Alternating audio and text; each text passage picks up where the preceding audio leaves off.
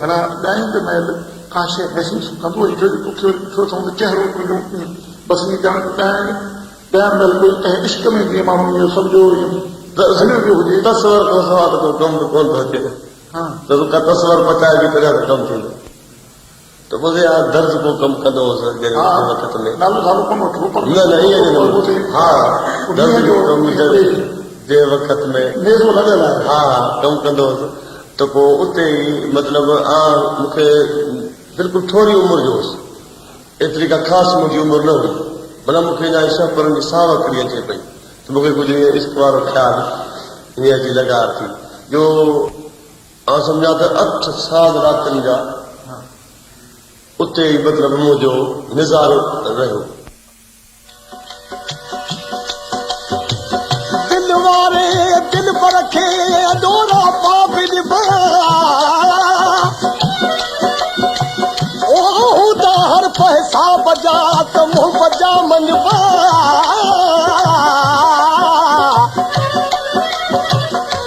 हवा सोने यार जे देखे की न चइबा बधी हथ अध बजा अॻियां अर्ज़ कबा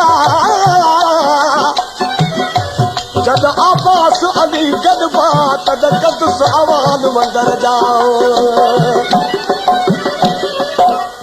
मुंहिंजी दिल ववासा अलाए छो अड़िया मुंहिंजी दिल ववासा अलाए छो अड़िया काबू तो कजल जे करे सां करिया मुंहिंजी दिल ववासा अलाए छो अड़िया मुंहिंजी दिल ववासा अलाए छो अड़िया काबू तो कजल जे करे सां करिया मुंहिंजी दिल ववासा अलाए छो अड़िया हो मुंहिंजी दिल ववासा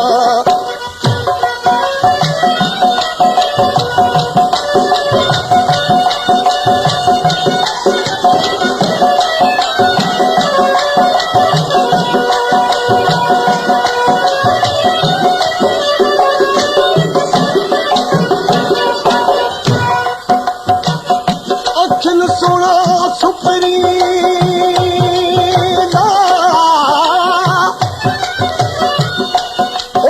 अखियुनि सोना सुपरी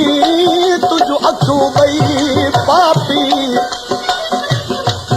मारण लाइ मूं मरीज़ खे यर मुरादनि न माफ़ी अखियूं अचनि पियूं इश्क ते रखो सौदो ई साफ़ी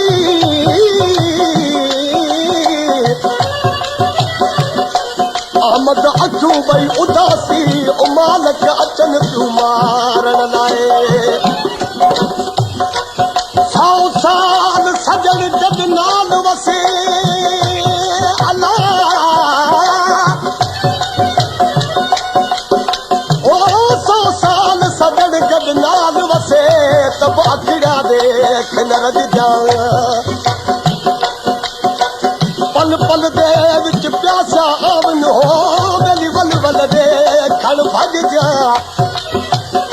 लोक तोड़े सौ टोक करे तब लोक कनू नहीं लज जा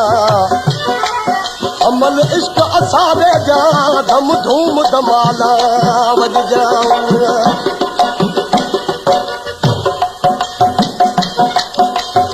रोज कुसड़कार उन्हा दी रोज कुसड़कार उन्हा दी जड़ा परदेस ते अखड़ा वञ लावे पल विच मरदा पल विच जींदा बैठा दम दम दुखड़े हो खावे देस उही जा तागाहू जा ओ बेटा पंध पुछावे शाह जुमन सब सूर दे जद यार दीदार करावे तुझी सुवसारी करे जो शजारी तुझी सुवसारी करे जो शजारी इश्क बाहुबारी बदन में बढ़िया